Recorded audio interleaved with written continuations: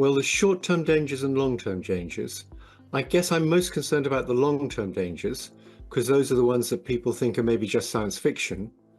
And so the biggest long-term danger is that once these artificial intelligences get smarter than we are, they will take control. They'll make us irrelevant. The Nobel Prize winner, the godfather of AI, Geoffrey Hinton, says that he is very concerned about the long-term dangers of AIs. Once those AIs get smarter than we are, they will take control. And in his words, this is not a science fiction. This relates to the question that bothers me personally, whether we will not outsource our thinking to AI. In the episode 1, we introduced assistant Matas, who has knowledge in a very narrow field, e-commerce. It greets user with a short sentence about that.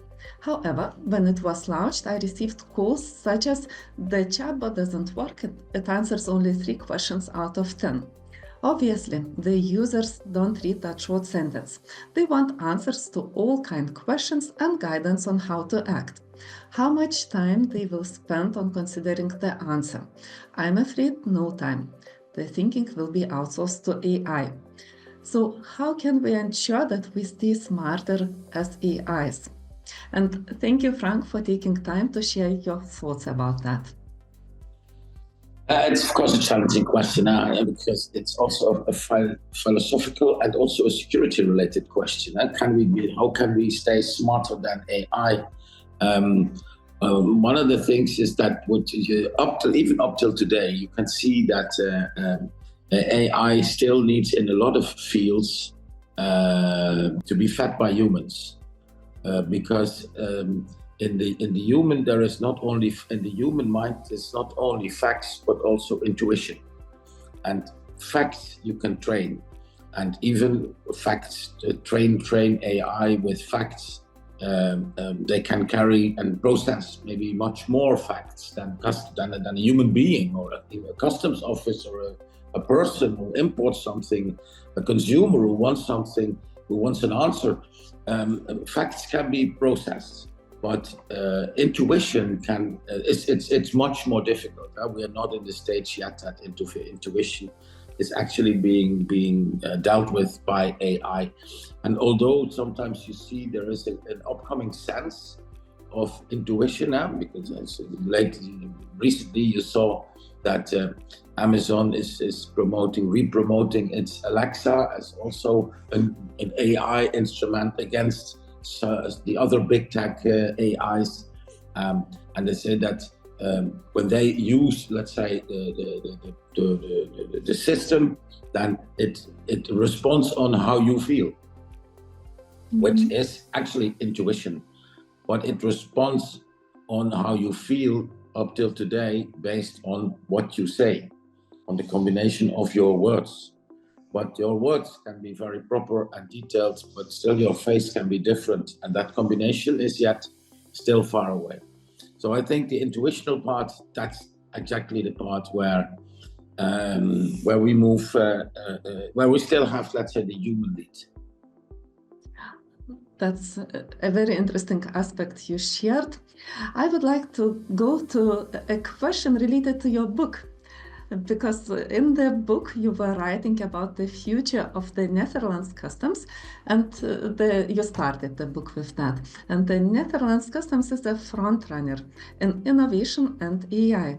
And my question to you is, aren't customs officials afraid that the technology will replace them in the future? From the day we started with computers, there is the question whether the people should be afraid of losing their job because of computers. And up so far, and I think in the Netherlands Customs, we've been working now for a bit over 40 years with computers. And we got more computers and more processing machines and more IT and smarter IT and more technology. And at the same time, we got more people and more people and more people. So history up till today has proven that we will not lose jobs due to computers. But the top 10 of the most wanted jobs, every 10 years there are 10 different jobs in there. So our work changes, but it's not that the work for humans will disappear. the typists of 40 years ago were afraid that the computer would take over their work, but the people had different work. And this is what we now see. We now see that even work on academical level partly can be taken over by machines, but it doesn't mean that we don't need any academics anymore. They will move into different jobs. So I think the history has shown that we not need to be afraid of that. And I know that with every new step, when the computer was launched, when the internet was launched, when we started about blockchain as the solution for everything, and then the moment AI, you will always have people saying, oh, but we will lose job and everyone is unemployed. But again, history has shown that it's not the fact. Thank you. You mentioned academic world. So I think education has a very important role here to play. And a question related to that, and I would like to come back to the words of Geoffrey Hinton. How can we manage the risk of AI taking control? In my opinion, what we're doing now in the EU, we're issuing EU AI Act and also working on other related legislative documents. However, in the future, AI will co-legislate, in my opinion, and probably suggest even better rules than we humans do. Therefore, I think there is nothing more important than quality education. Quality education focused on how we work in the AI environment, so that we have the knowledge, that is, we stay smarter to evaluate AI's output and know how to work with AI to fully utilize its capabilities and sustainably manage the risks. So what do you think about the role of education in the AI world? I think it's very important that you use all kind of technology that is becoming available, that has become available over the years, that to use that in education, as if only it would be for the adaptability of your students, because your students grow up with the technology that is available in their youth, and when they get disappointed when they only grew up with the use of social media, and then in school they get books, which is for them something from the museum. So you always have to adapt the technology into your field of education. So that is purely from, let's say, the student adaptability perspective. But next to that, you can use technology, and you can use computers. In the past, and we started with iPads, we started to use them in the classroom, and this is the same with AI. And AI actually gives an additional dimension, because up so far, technology and technological features, they were only an assistance for what we did. An iPad helped us, but also the fact that we suddenly could look up something in the internet instead of in a book, that helped us. But we never had the situation that what was available in technology, that it could over a bit of what we do. And that will, maybe AI will take over a bit of what we do, can serve students simply Googling, looking up something in a library or in a wiki. AI will actually try to be able to combine the different fields in what you are looking for, and serve you as a student on these elements.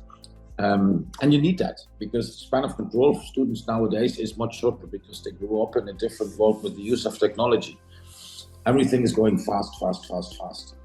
And as to young people of today, you cannot put them in a classroom, listen to someone telling 2 hours to them how the world looks like. They want to have to do something every few minutes. And there AI also can help. And then an important point that you made is in your introduction of your question is AI helping as a lawmaker. I would love to see that, because indeed you may get much higher quality of law. And I would not use it as a lawmaker, but as a tester, because law is always made of facts and opinions. Opinions are not in the machine. Opinions are with the people making the law. And the facts are then laid down in the law as a procedural part, but the reason why we make the law and the direction what we want to achieve with the law how we want to rule it. These are opinions. I don't see that been taken over by AI, because then we give away too much as human to the machine. But what you can do is, once it's actually on the on paper, or sorry, in the digital world, when the law is actually produced, then before it enters into force, before you really adopt it, you can use AI to run it alongside the other thousands of regulations and to see if there's any contradictions. Because there I see a big challenge, making more and more law, and the one law says, if it's raining, I have to go to the right. And the other law says, if it's raining, you have to go to the left. And at the end, you don't know what to do. And there, AI in lawmaking definitely can help us. That's a very important point, and thank you, Frank. About the law, you are negotiating the new rules in the scope of the EU customs reform. The technology, the EU Data Hub receives a lot of attention. But humans, and you have emphasized this as well, are to provide data and to evaluate output. Therefore, I wonder, shouldn't EU knowledge or education hub be created in parallel? Also, in my opinion, the Knowledge Innovation Department should be one of the key departments of the EU Customs Authority. What are your thoughts about that? Going into the EU Customs Authority, the EU Customs Authority should be there to help customs administrations in member states, to help customs officers to do their work as a supporting organization. So it's not a leading organization. We always have the boots on the ground in all the member states. They decide what to do and how to do it. They deal with the humans. There is the leadership. But this European agency that would be a supporting agency, and it's about time. If you look at in various fields, law enforcement, immigration, finance world, we have these European agencies in place. Some have an executional nature, some have a supporting nature. In customs, the execution will be in the member states, but the supporting nature of customs is needed, because we don't work as one sufficiently. We're at 27 different ones. When it then comes to working at least with a common approach, explanation of law in the same way, handling instructions in the same way, then one thing that will help in that is European IT. You also already saw it when we implemented under the Union Customs Code, a lot of European standards, European IT systems that already created automatically that we started working more the same. Because when the world was still on paper, everything stayed local and there was no common check. But by the IT, we had this common check in place. And more European IT, the introduction of the data hub will help in this common approach of customs officers, so that it doesn't make any more difference whether you work in Latvia, in Lithuania, in Spain, or in Portugal. And as a trader, that you don't feel those differences. But the next step of let's say, harmonization of work is actually the human being, the people. And I've been promoting, or far before the agency, you know that we once launched the Rotterdam School of Management Master of Customs and Supply Chain Compliance. And one of the key elements there is we make it international. It's not a Dutch education. We make it an international program. And all those students, they get a common explanation of law. They get it in the same way. So it's not an Italian colleague or an Italian teacher teaching Italians, a French customs officer teaching French officers, a Danish teaching Danish. Because then you always get these differences, because what you learn in school is how you apply it in life. And when you learn it in school in a certain national direction, then you apply it in life in that national direction. So I'm fully in favor of having more coordination on education on a European level. And whether it would be that you make the educational materials, teaching document, teaching modules, like we already do a little bit on the European level. It's of course done a bit already by the European Commission.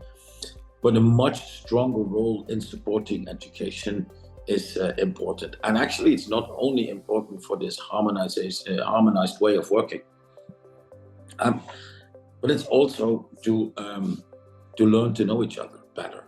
Because, you know, the people that went to school together, even when they meet 40 years later, within an hour, they feel like 40 years ago.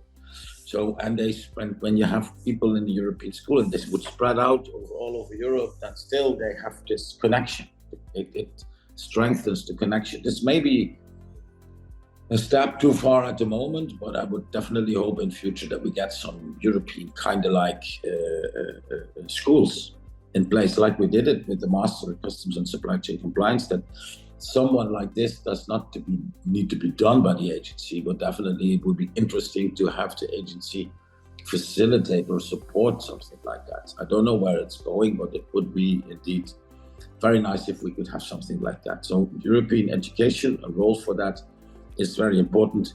And and don't think that I'm only talking about customs officials, I'm talking about customs professionals. So it's also for the business sector. It should be the same, because when you want business to be compliant, then they need to be trained, and then they should be able to know the same as the officer does. So in that sense, everything I said about education is for professionals, not only for officials. That was my final question to you, whether customs officials and businesses should be trained together, and you answered it already.